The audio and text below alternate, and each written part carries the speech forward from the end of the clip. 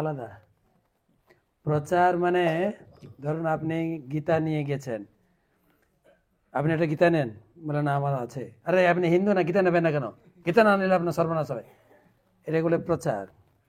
ভিক্ষা মানে গীতাটা নেন না প্লিজ, সারাদিন ঘুরেছি, একটু ঘাম ছুটে গেছে, বউনি হয়নি, রাখুন না প্লিজ, প্লিজ রাখুন না। কোনটা ভালো, কোনটা? ভিক্ষা। ভিক্ষা করতে বলেছেন, প্রচার করতে বলেন মা। কিন্তু আমরা হয়ে যাই প্রচারক, আমরা হয়ে যাই টিচার। টিচার হয়ে আমরা সবসময় আদেশ দিতে শুরু করি। কিন্তু মহাপ্রভু তো টিক্স দিয়েছেন আলাদা, দিয়েছেন আলাদা। কি করতে বলেছেন? ভিক্ষা। হ্যাঁ, ভিক্ষা। ভিক্ষার বৃত্তিটা থাকলে তাহলে যা যা এর আগে যা মহারাজ বলেছেন বা প্রভু বলেছেন সব কোয়ালিটি কিন্তু এসে যাবে, কিন্তু যদি আমি ভিক্ষা করি, ঠিক কি না? তো প্রথম কথা হচ্ছে, যখন আমি আসছিলাম, যখন আলোচনা হচ্ছিলাম, শুনছিলাম যে এই এমআই আমাদেরকে ট্রেনিং দিচ্ছে, টিচার বানাচ্ছেন, প্রচারক বানাচ্ছেন, কিন্তু এই শাস্ত্রগ্রন্থ আমরা পড়বো কেন, প্রচার করব কেন? তার উপরে একটা কথা বলি। আমাদের কুম্ভতে আমি 1 মাস কাটিয়ে এলাম, বেশি দিন ছিলাম না, 1 মাস। হ্যাঁ, তো আমাকে দেখলেও আপনাদের কুম্ভ স্নান হয়ে যাবে মোটামুটি। তো প্রতিদিন ডুবেছি, তো একটু একটু আছে, হাওয়া লাগলে হবে। আর পরে আপনারা কুম্ভের জন্য গীতাদানের টাকা পাঠিয়ে দেবেন আমাকে পরে, তাহলে পুরো হয়ে যাবে। যেটা বলছি, ওখানে আমরা বসে বসে আলোচনা করছিলাম মহাপ্রভুর সঙ্গে সনাতন গোস্বামীর শিক্ষা। মহাপ্রভু ব্যক্তিগতভাবে রূপ গোস্বামীকে শিক্ষা দিয়েছেন ভক্তি তত্ত্ব, কৃষ্ণ তত্ত্ব, ভাগবত তত্ত্ব, ভক্তি তত্ত্ব প্রান্ত সব কহিলা প্রভু, ভাগবত সিদ্ধান্ত রূপ গোস্বামীকে দিয়েছেন। সনাতন গোস্বামীকে দিয়েছেন একদম সরল শিক্ষা। তো সনাতন গোস্বামীকে শিক্ষা দিতে বলছেন যে কেন ভক্তি করব বা কেন প্রচার করব। বলতে গিয়ে একটা দৃষ্টান্ত দিচ্ছেন, বলছেন একটা লোকের বাড়িতে একজন জ্যোতিষী গেছে। জ্যোতিষী, জ্যোতিষী যে ভূত ভবিষ্যৎ সব কিছু বলতে পারে। তো বাড়িতে পৌঁছেছেন, বাড়িতে পৌঁছে বলছে তুমি দুঃখ করছো কেন? আমি শ্লোক লিখছিলাম, তুমি কেন দুঃখী? তোমার আছে পিতৃধন, তোমার তো অনেক ধন সম্পদ আছে, তুমি দুঃখ করছো কেন? কাকে বলছেন?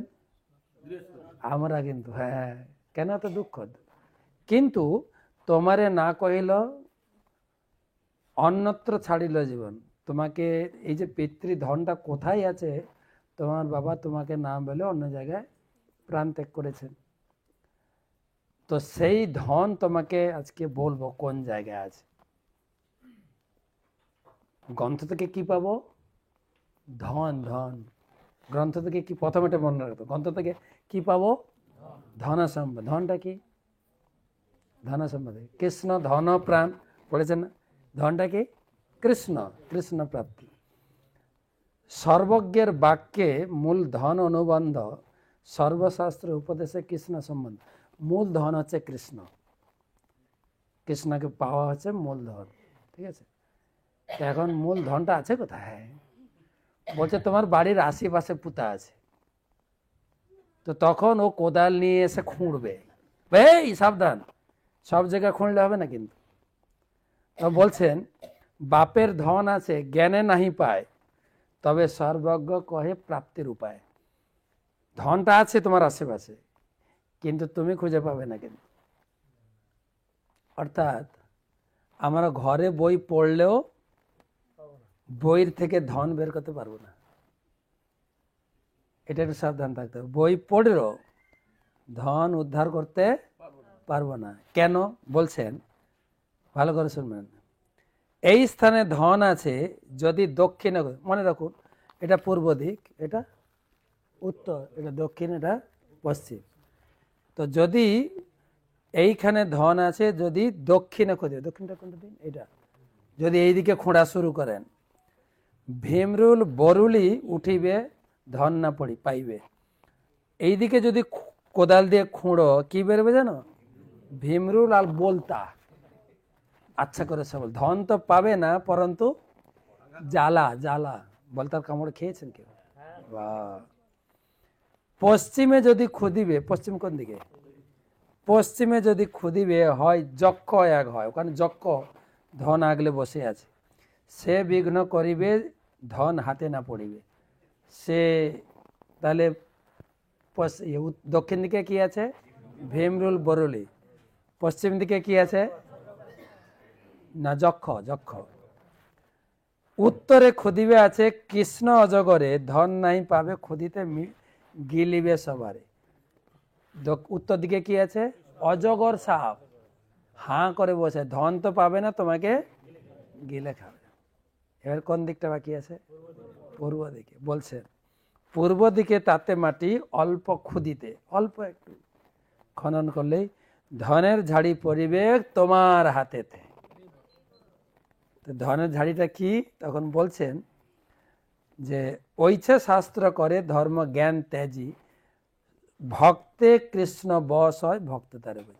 ভক্তি লাগবে, বইয়ের ভিতরে জ্ঞান আছে, যোগ আছে, তপস্যা আছে, কিন্তু বই পড়লেও লোকে কর্মকাণ্ড জ্ঞানকাণ্ডটাতে ফেসে যাচ্ছে। যে বলতা ভীমরুল হচ্ছে কর্মকাণ্ড, কর্ম করো স্বর্গে যাবে, আবার ওখান থেকে চলে আসতে হবে। বাকি উত্তর দিকে আর দক্ষিণ দিকে বা পশ্চিম দিকে উত্তর দিকে ওটা হচ্ছে অজগর সাপ আর যক্ষ, মানে মোক্ষ ধর্ম, ব্রহ্মে লীন হয়ে যাও। তো জ্ঞানকাণ্ড, জ্ঞানকাণ্ড কর্মকাণ্ড আছে। সেই জন্য খুব ধ্যান সহকারে যারা আমরা প্রচার করব, আমাদেরকে আগে পূর্ব দিকে খুদে ধনটাকে পেতে হবে, তারপরে আমি ধনটা দিতে পারবো। সেজন্য সিস্টেমেটিক্যালি যারা গোবিন্দবাবু পড়লেন সঠিক মার্গে। আমাদের সৌভাগ্য যে অনেক গ্রন্থ রয়েছে। আমি কুম্ভে 1 মাস ছিলাম, একটা সাংবাদিক আমাকে প্রশ্ন করেছিল, প্রশ্নতে আমি হেরে গেলাম, আমি হার মানলাম, আমার সঙ্গে অনেকজন ভক্ত ছিল। তো ওর প্রশ্ন হচ্ছে গীতাতে কোথায় হরি নাম করতে বলা হয়েছে। তা আমি 2-4টা শ্লোক বললাম, যে না সরাসরি কোথায় লেখা আছে যে কৃষ্ণ বলেছেন হরি নাম করো, ওম জপ করতে বলা হয়েছে, ওম ইত্যাক্ষরম বাহারং মান মধুসূর 8ম অধ্যায়ে। তো হরি নাম করতে কথা বলা হয়। আমি মহাপ্রভুর কথা বললাম, প্রভুপাদের কৃষ্ণ কথায় বলেছে, তা অনেকক্ষণ চললো, আর অনেক শ্লোক জানে ওই যে সাংবাদিকরা। তো আমি বললাম না, হেরে গেলাম, চলো।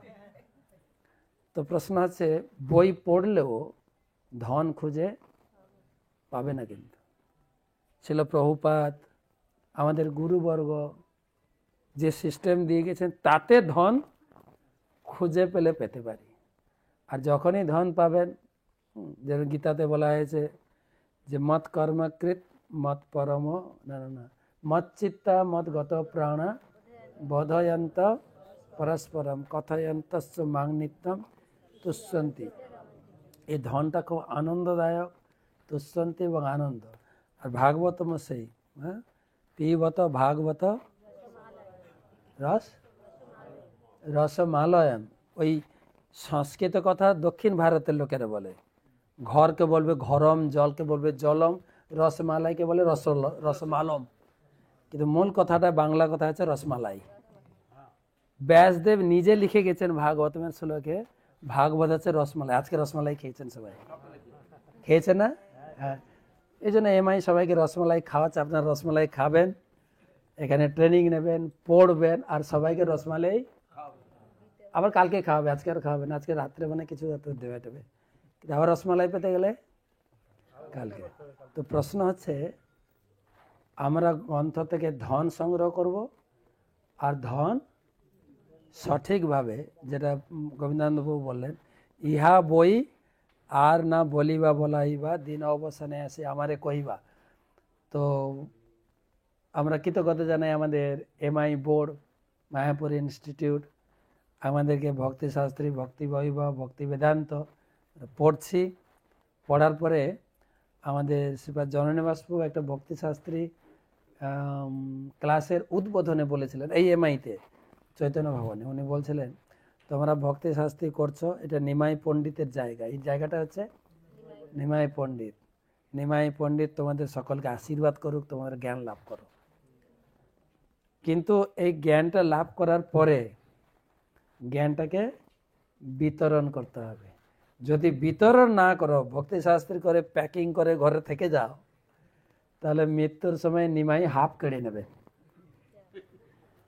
জন্মাসব বলছিলেন।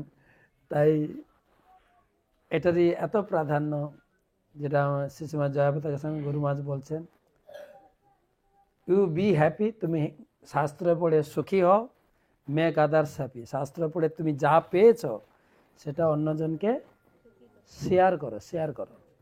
দেখেন তো ভক্তির 9টা অঙ্গ, শ্রবণ, কীর্তন, তারপরে বহু লোক, বহু ভক্তরা বলে যে আমরা পড়ি মনে থাকে না, শুনি মনে থাকে না। মনে থাকা তো 3 নম্বরে আছে। প্রথমটা হচ্ছে শ্রবণ, মানে আপনি যা পড়বেন বা শুনবেন, শ্রবণ। দ্বিতীয় স্টেপটা কি? কীর্তন, মানে প্রচার, যা শুনেছেন অন্যকে বলবেন। তারপরে মনে থাকবে, তারপরে স্মরণ, তা নাহলে মনে